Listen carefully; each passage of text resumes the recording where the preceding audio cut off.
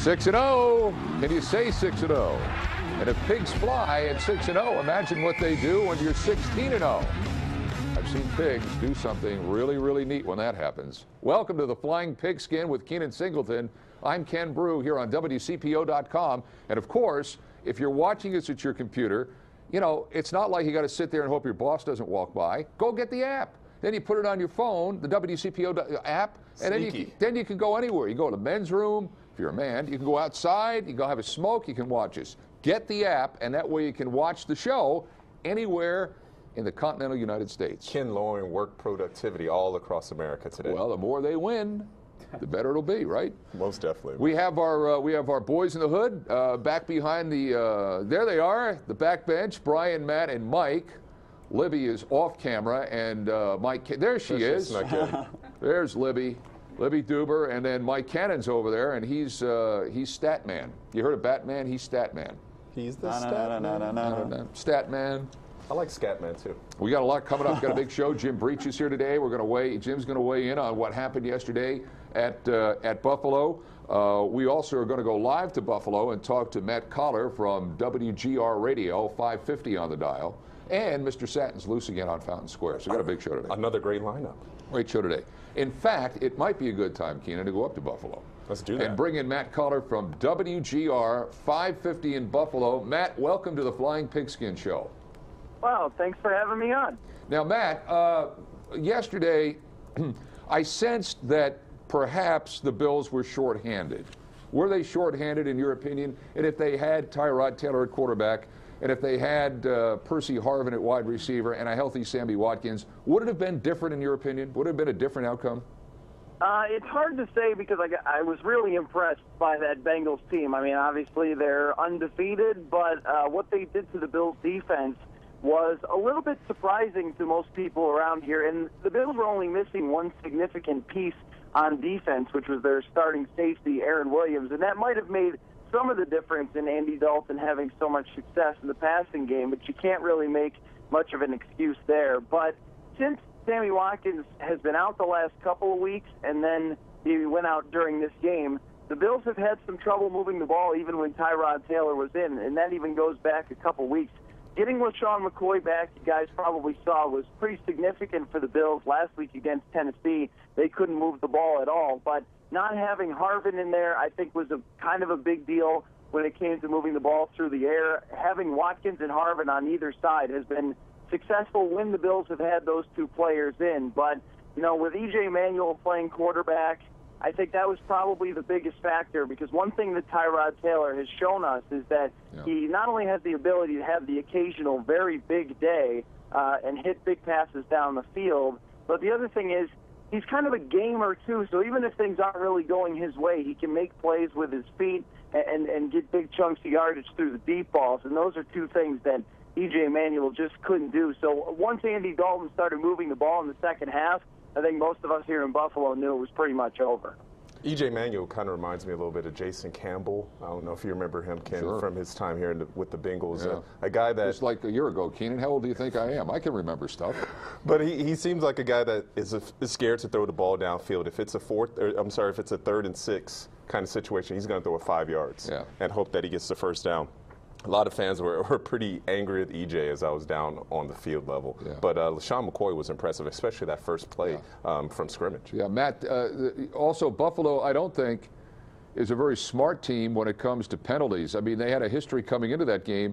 I thought that taunting penalty on Brooks over Pac-Man, I think that changed the whole dynamic of the game. All of a sudden, you get 15 more yards, you're at midfield, and they go in and they score. What's the deal with the penalties up there, Matt?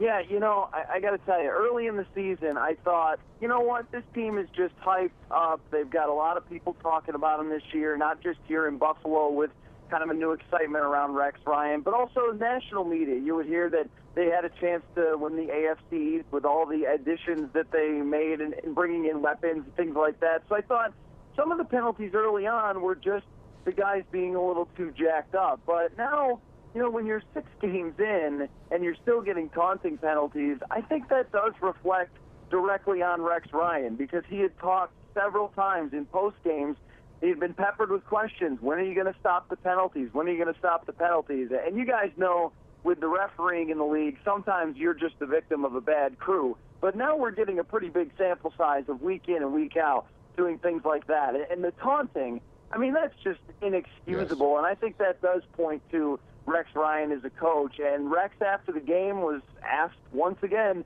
hey, Rex, what's going on with the penalties? And he really had no answers. So, I mean, I totally agree with you that it played a big role in the game. And the other thing, it seems like on special teams, the Bills just can't seem to successfully punt the ball to the other team without getting a 15-yard penalty or something like that. Yeah. So there were a few times in the game where I thought it gave Andy Dalton a shorter field, and with as many weapons as the Bengals have there, as you guys know, you can't give him an extra 15 yards for free. Right. One of the Bills' biggest weapons on the defensive end, at least, is Mario Williams. And after the game, I read a report, him talking about how much he was dropping in the coverage. Is there a little friction in Bills land with Mario Williams now?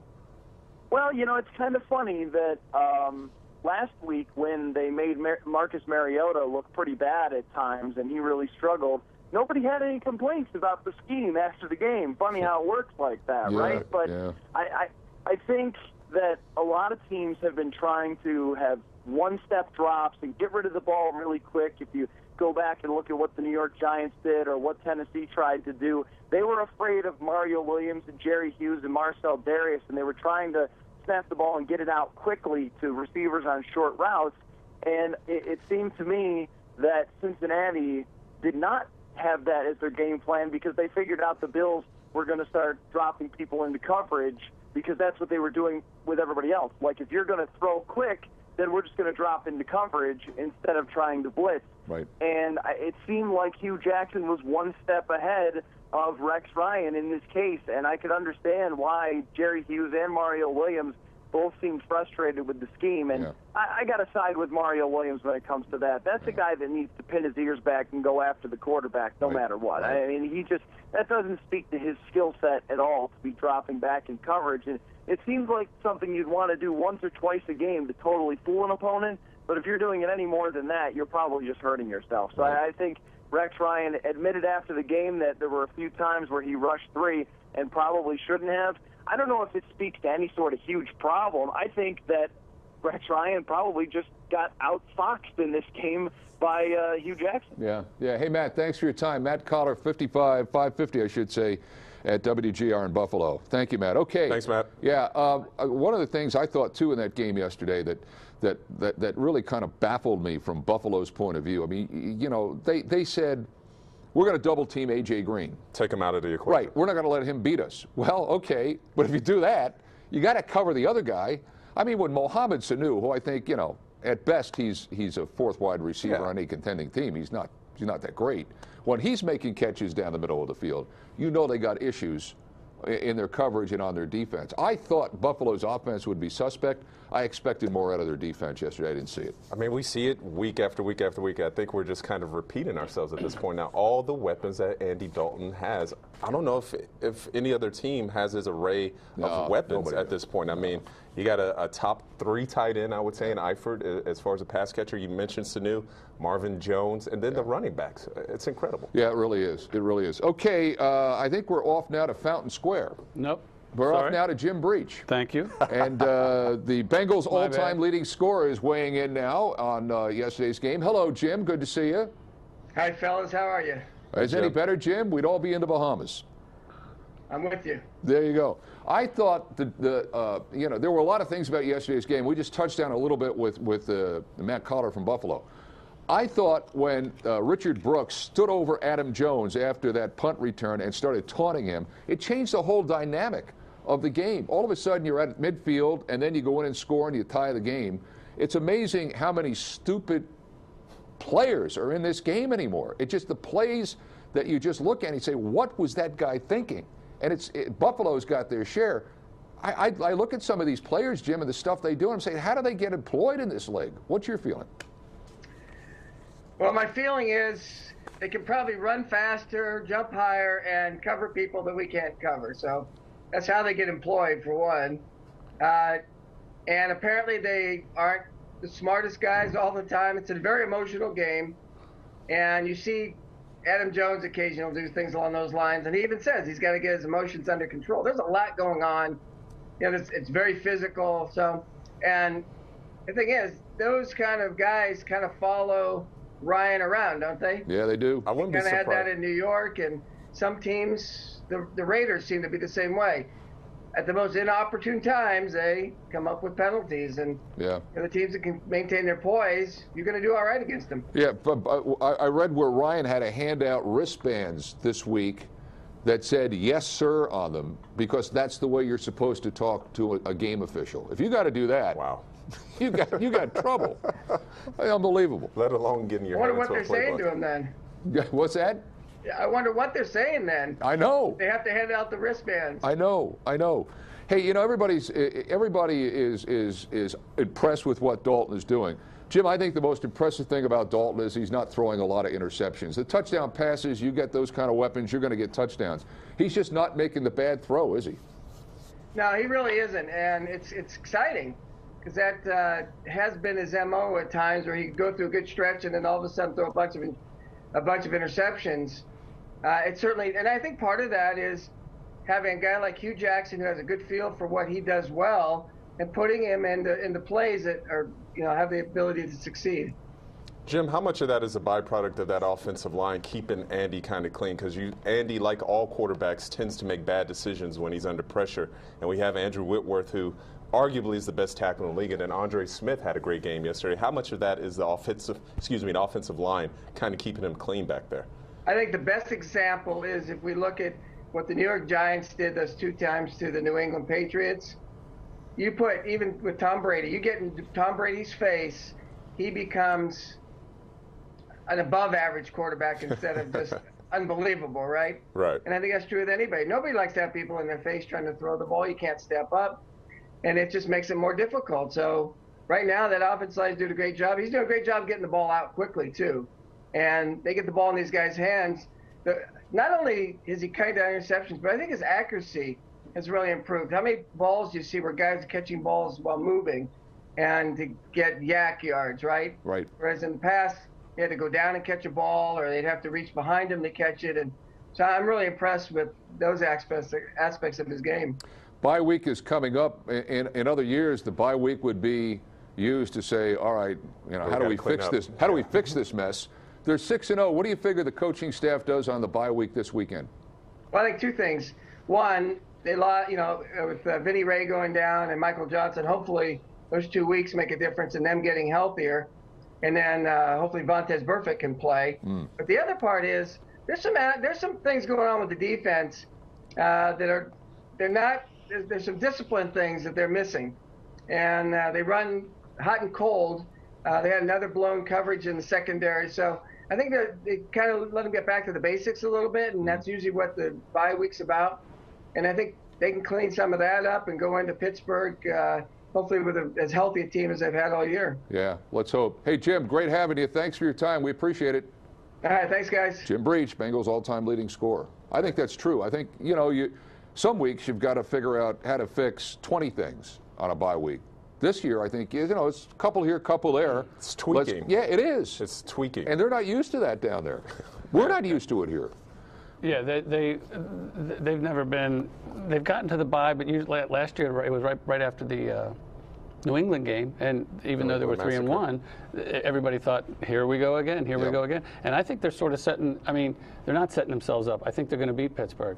But if Pittsburgh wins next week, when we play them at Pittsburgh, it'll be a situation where if they lose, even though they're 6-0, it'll feel like they've just given it all away because they'll just be a half game up in theory. You know what I mean? Exactly. I mean, and they still haven't, even though I have more confidence in this team, for what that's worth to anybody, I have more confidence in this team, they still haven't gotten to the point where they can make up or prove themselves to have done something that they haven't already done. I think they kind of proved that last week against Seattle, coming back from, 17 down, 14 down, to come back and beat, one of the one of the best teams in the league.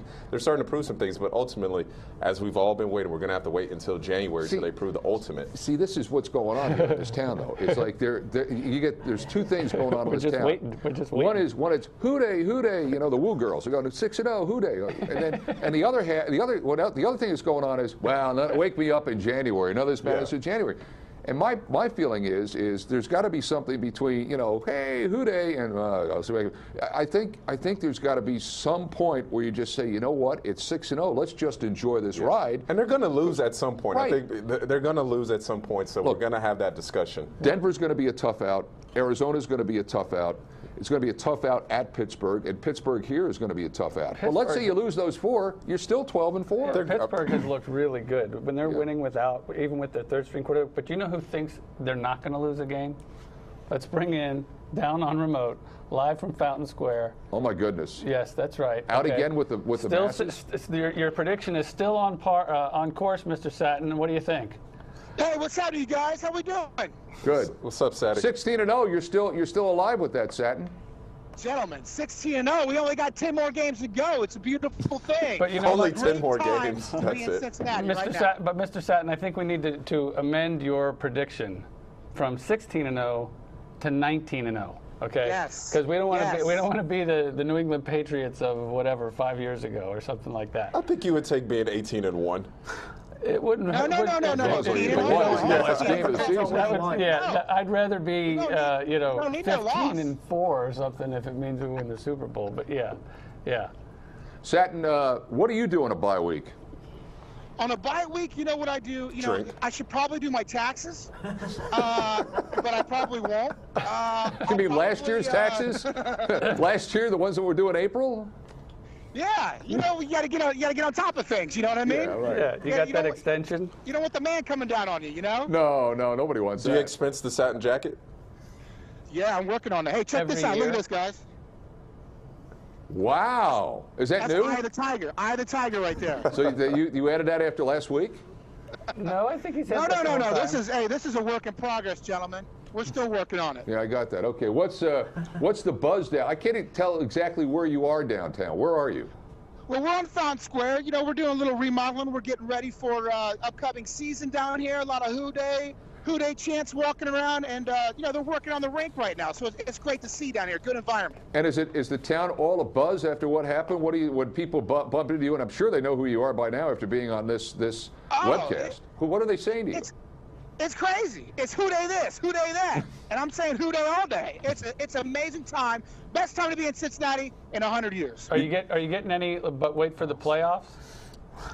Yeah, you know what? We're going to have a guest on here pretty soon that's going to give you all the insight on the playoffs and what's going on down here in downtown. Which is fantastic. Wow. All right. Yeah. And you brought back free food last week, so thank you. Please bring back some this week. I didn't get any. I don't think it was free, but we expensed it. But Oh, that's okay. Well, we expensed it. All right. You got a job to do. The word free is tough, you know? All right, Satin, we'll check in with you later. Mr. Satin, only one like him. So I'm watching this game yesterday, and Jeremy Hill doesn't look right. Is there something going on with him? I agree. I think looking at him in practice, he looks a little hobbled. It looks like some kind of lower leg, kind of ankle kind of situation. Not sure what it is. He did have a little bit of a burst on that touchdown catch. Yeah, he did. Yeah. But I think it's a deal where he's limited, where he can't carry the ball 20 times. He can't get 20 touches because something's going on with him right now. They haven't officially said anything. He hasn't been limited in practice officially, but you could just tell looking at him coming out during warm-ups, something's up. So I guess who gets the ball then? Is it Gio or Jeremy? I mean, how do you almost have to? And they did yesterday. They kind of split it, didn't they? Yeah, no, it was Jeremy got more yesterday. Jeremy got 16, but outside of that long run of 10 yards, he goes 15 for 46. I ain't that good at math, but that's not a very good average. And your English. My English ain't that good either. Well, my point is, break that down, Mike. On that, they were given. Hill had the ball more yesterday. Yeah, Hill had the ball, had 16 carries plus the reception. Gio had 8 carries and 1 reception. I mean, Gio definitely had you got a lot more bang for your buck on Bernard. Yeah. 8 carries for 50 yards, and his 1 catch went for 23. So he was moving the ball pretty effectively. I'm almost not scared to give Andy the ball and let him run with it figuratively. Let him pass it at this point. I mean, he's proven through 6 games that he is a legitimate MVP candidate. I don't know if it's scary to say those words right now, but I think he's legit.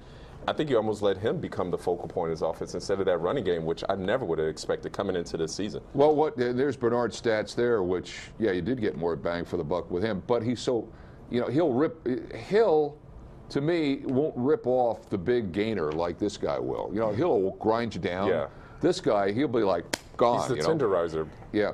Well, but the tenderizer? The tenderizer. What? he softens up. He softens them up. Yeah. I got it. Then Gio you get that Mike's big bite of Gio. See, I'm on a whole different level with tenderizer. But my point being with what you're saying about Dalton, the one thing that Marvin said after that game yesterday that stuck with me is, he says now Dalton will throw the ball away rather than try and make a stupid play. And that's what he did last year, is he tried to make stupid plays and it hurt him. He's not hurting him this year. I think he's helping him. We're going into the newsroom right now. My favorite time of the show. Yes, because for the social scene, because we have our social content editor of the Flying Pigskin, Tanya O'Rourke, is with us. Is that my title? Yes. Oh, she's got glasses. You got so smart. Yeah. Oh, no, leave them on. No, that's a good look. But anyway, so you've got your finger on the trigger there of what Vox Populi is all about. What are they saying about your Bengals? Well, I'm going to tell you, I focused on Andy Dalton today because, I hate to say it's a little passe anymore to talk about the Bengals winning. On Twitter, it's like, yeah, the Bengals won, great. I mean, wow, they're 6-0. But people are talking about Andy Dalton in a way that we don't necessarily always think of Andy Dalton, and I think that's awesome. I mean, some people are still haters, don't get me wrong. But, I mean, if you guys recall back at the All-Star game here in Cincinnati in July, that poor man was booed on the field. Do you recall this? I look at it this way, Tanya. I'd rather be booed than not recognized at all. Not me. So... But anyway, he was booed. But now you're getting this. Hurl_Irwin. Yay, we love you. Hashtag Andy Dalton. How about this? D. Baumgartner 3. Andy Dalton, I love you. I love you. Yes, I do. Yes, I do. Wow. Is that a guy or a woman? I think... She can't tell with that handle. I'm just saying. Okay. But... and then, this person kind of still confused that Andy Dalton's playing so well. Cruiser96 says, who in the heck is Andy Dalton?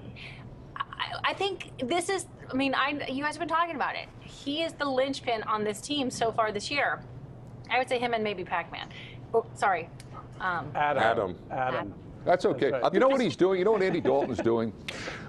Red-haired people have been purged and have been vilified for years. Here we go. You haven't been purged. We haven't gotten that far. No, we're we're working on that. There's only 3% of it, and we're viewed as soulless. So you're trying to say ginger lives matter? Yes. Thank you. People talk about the ginger. They're like, he's still soulless. I know. Wow. That's what they say about us. We're soulless. I didn't know that. That's cruel. I saw somebody say that on Facebook the other day, and I just thought they made it up at that moment. No, I saw it on South Park. Like Cartman said on South Park in season 3 that gingers were soulless, and it stuck with me ever since. It has stuck with the nation, let me tell you. Listen, to this point, they pick on his hair. Jared Grimble says not many people can match their hair to that jersey. Andy Dalton, you make it easy. There you go. Yeah. He doesn't need a helmet, basically, is what you're saying. Well, I think you might need a helmet. But in other words, that hair, which I think, Broo, would you say your shade is pretty close to Andy's? Or his a little deeper? No, his is deeper. Mine is more strawberry blonde. Yeah. Yes. His is more amber, and he puts product in it. He puts a lot of product in his hair. I'll say his hair looks pretty good. Looks good. It takes him a while to get it ready after the games are over, though. And here's another thing too about redheads. You cannot replicate the color in a bottle. You can't do it. If you're a brunette or a blonde, you're going gray, you put a little something in there, but you cannot replicate this or what Andy has in a bottle. It just doesn't come out of a bottle. This is what we are. This is what we breathe. This is us. You know how they make the Chicago River green? They put in orange dye, and that makes it green. Really? Yeah. You can't do that though. You can't. Well, you could dye this to a different shade of strawberry blonde, but you can't replicate the color out of a bottle. Tanya, you know what I'm talking about, right? Did you catch that, Tanya, when he ran his fingers through that? Ginger lives matter hashtag. Going through Cincinnati forever, Broo does not color that hair. That's right. That is legit. Thank you. That is big. It is I think big. that's the breaking news out of this entire Flying Pigskin today. No, I've never. Do you want one negative? Because we got a negative. Of course, we've always got a negative. What they got? It's still the Bengals, right? Yeah. Mad Dog Mike 1322. I want to thank him for just being so. Get as excited as you want. Bengals won't win a playoff game. # Andy Dalton. Yeah. See, there's a lot of that out there, Tanya. Right? I think that is still the burning issue for all of the naysayers out there. Maybe Mike McCoy, for example, is that he'll be back. They got to win a playoff game. Thank you, darling. We appreciate your time. Okay. That's Tanya. That's our social editor on the Flying Pigskin, Tanya O'Rourke. So to give you guys an idea of how impressive Dalton has been, he pretty much has the exact same stats as Tom Brady, and his QB rating is Brady's is 116.1, Dalton's is 115.9. I don't want to downplay what Andy's doing. Incredible year, but what would Tom Brady do with the weapons that Andy Dalton has? Yeah. I think he would be even better, and that makes it sound like I'm poo-pooing what Dalton has done this year. I don't want to make it sound like that. But Brady is on another level, dude. Yeah, the thing about the Bengals, the thing about the Bengals in January, I think to Brady, an opening round playoff game is just another game. Yeah. Let's see because there'll be a lot of pressure. That's a great point. This team's going to be uptight for that first playoff game, regardless of who it is. But again, that's January. Worry about January when you get to January, right? That's what I think. As long as they stay as healthy as they have been, I don't see them losing that first round playoff game, because they'll be getting I don't want to say a weak sister of the poor, but they'll be better than whomever they play in that first playoff game. Yeah, if they get a bye, they're going to get a team that played the week before and won. And there's always that danger of having the week. But that's January. People like me, my age, you should only worry about the next hour. Well, you should worry about October when we play the Steelers in 2 weeks. Ooh, there we go. Yeah. I still, to people in this town, longtime Bengal fans, no matter what, it's going to take. We'd have to win several Super Bowls before we stop worrying about the Steelers. And when I saw them win those last 2 games, which I would have bet before each one they would have lost, they are confident. They think they can win without Ben. He'll probably be back.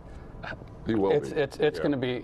I mean, I still think the Bengals are a better team, and they'll probably win. But this will be the kind of thing where it'll be more pressure than I think the Seahawks game. Even though I agree with you, Keenan, that the Seahawks might be a better team, here it doesn't mean as much. It's not as much pressure for the people in this town. The Steelers games will be, the primetime games will be, the Bronco game will be. And then the playoff game will be. Do you know what not the most amazing, but the most telling thing about those standings are? You look at the bottom, and there are the Ravens, 1-5. Now, the Ravens lost by 5 yesterday. They lost in overtime, I believe, to San Diego. Here's the thing about, and I go back to this every time we talk about this, it's not a season. It's 16 individual seasons. Yep. And what health are you in, and what kind of health is your opponent in week to week? Baltimore's banged up. Smith played yesterday. It's a lost season. They've lost, but he's hobbled. They lost Suggs. Doomerville was hobbled yesterday. They're not going anywhere. They're done. They're cooked. But if those guys are healthy, and you're starting the season with they're not 1-5. No, they're probably at 4-2. Worst 3-3, and they may be 4-2.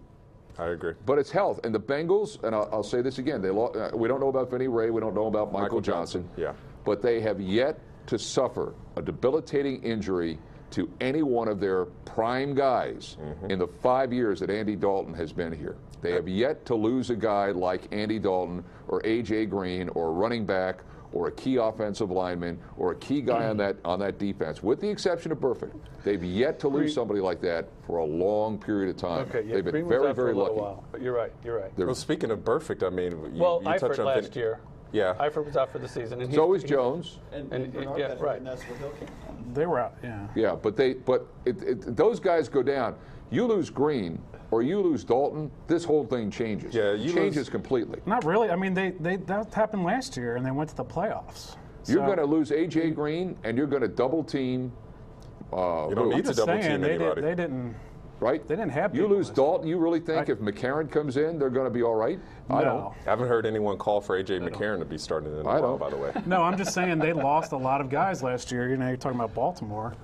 The Bengals probably lost more guys than Baltimore's lost this year, and they still won. You lose Andy Dalton. I agree. Changes. You lose A.J. Green. It all changes. Right. It does. Yeah. Because Marvin Jones becomes a guy after that. Right. Yeah. Mr. Satin is loose on Fountain Square. Here we go. Going back down to Fountain Square, Mr. Satin actually has found someone to talk to, which most of the time he talks to himself. Satin, who you got? Hey, what's happening, guys? How we doing? This is a good friend of mine right here, Christy. She helps run all this stuff down here at Fountain Square. Christy, how are you doing today? Good. Excited to be down here. Excellent. So, you guys, we're down here, we're running around, we're checking things out. I thought maybe we'd ask Chrissy, what's happening down here on Who Day on Sundays? What's going down? Yeah, well, next time that they're back in action, we'll be back in action at the Square with the ice rink, which is kind of crazy. We're opening early, but just in time for their game with the Steelers. And then actually, we'll do another tailgate on the 5th as well. So the game's on the LED board, and we've got live music prior, we've got the beer flowing, so it's a good time. And you can ice skate. Wow. I love that. I love that. Wait, and if you're wearing Bengals gear, you get free skate rental. Whoa. What? Whoa, righteous. No ice skating here. Brothers hey, don't ice Christy, skate. have you ever been to Mint on Fountain Square? Have I ever been there? Yeah. Once or twice, yeah. Once or twice. They have martinis in there, don't they? They do. Yeah, that's what I heard. They have these green martinis that are very good there. Are they mint flavored? Are they apple teenies or something? Oh, I love apple teenies. Do they have apple teenies? Usually, I'm drinking on the Square, so With the peeps, that's right. Yeah, I stopped by. Me and my friend stopped by there a lot on the way down to the game. We do a little pregame and then we go down to the stadium and stop by on the way back. I hear it's a good time. No, it is. It's wonderful. And then you got a lot of play. I only ask about. I'm not trying to have you do an endorsement for Mint, but I go by it all the time, and they're waving at me to come in, and they got these green drinks. I'm just wondering, is it safe? It's safe. Okay. It's safe. Thank you. But in case, there's awesome bars on the Square, and you can watch the screen on the big screen. Right. No, you got Rock Bottom, and you got what's the other one down there I like to go to, Keenan? Yeah, there's a bunch of restaurants. Yeah, you go to all of them down there. Yeah, absolutely. The point is, Ken, we're trying to get you down here to watch a game with us, is what we're trying to get at now. No, I don't do that stuff. Because it's too cold. It's too cold. Why not? Preseason game, I'd be down there like August, fine. Now it's going to get too cold. I really can't go down there unless you have some glass enclosed area where I could stand there and watch the game. Do you have one of those things? With free green drinks. Yeah, with those drinks, those drinks from Mint. An Irish coffee probably I'm might not be saying better. anything now, but you should stay tuned and more details on the ice rink. Oh, okay. Oh, really? Boom. Yeah. All right, Mr. Satin, does she have a We're question? going to get you on skates, Ken. What do you think about that? I used to play hockey. I can handle myself on skates. You did? So I guess you can skate backwards? I can skate backwards, forwards. Nice. I can hip check. Nice. I will not be on the ice. Yeah. Sideways? Sideways, go sideways. I can do anyway. Any ways you want, I can go. I love that. Yes. Does Christy have a question for the esteemed panel? Yeah. So Chris, you have a question here for the panel right now? Yeah. When is Super Bowl coming to Cincinnati? Boom. Well, technically never. Try never. Yeah. You know what? I mean, we don't want to drag you down or anything. Never. I mean, why? No way. They did it in Detroit. So they had it in Indy. They had it in New York with cold weather. Well, Yeah. I think we would be ready to handle a Super Bowl party on the Square. We knocked the All-Star game out. We can totally do a Super Bowl. I'm down with Christy on this. We got the hotels, we got the restaurants, we got the bars, we got the nightlife. I love to boogie on the disco round. We got everything going on here. Christy, you got to get together with your peeps. Yeah. The shakers and movers, and let's get it here. The Chamber of Commerce Committee or something. You got to work on that. Yeah. Absolutely. We'll call up NFL too. We'll get them on the line. You have to come up with a proposal. Probably costs money just to submit it. But, you guys can come up with that. Yeah, get a hold of Jumpin' John Cranley. We got WCPO money. We're gonna be all right. Yeah. Christy came up with the best idea in the show. Let's get a Super Bowl here. Absolutely. Yeah.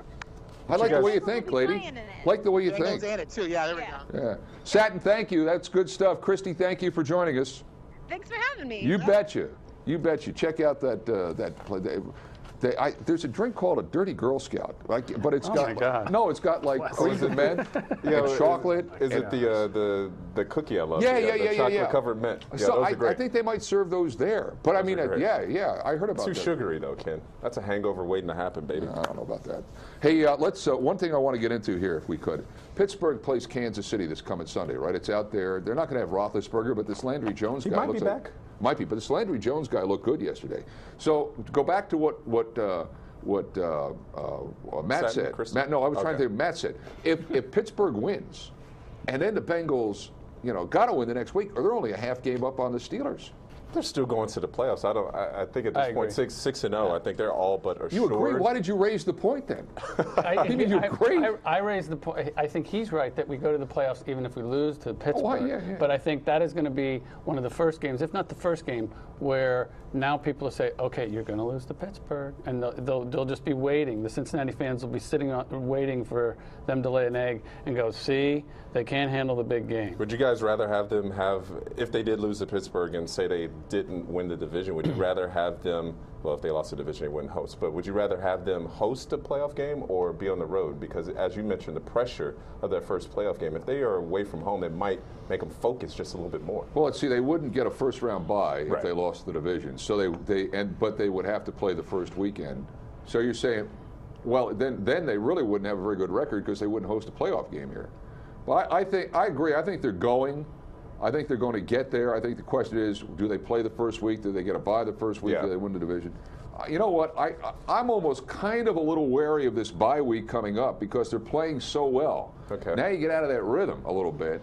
And we know teams coming off a bye, particularly Marvin Lewis teams, don't do very well historically. So this is going to be interesting, coming off a bye and then going to Pittsburgh.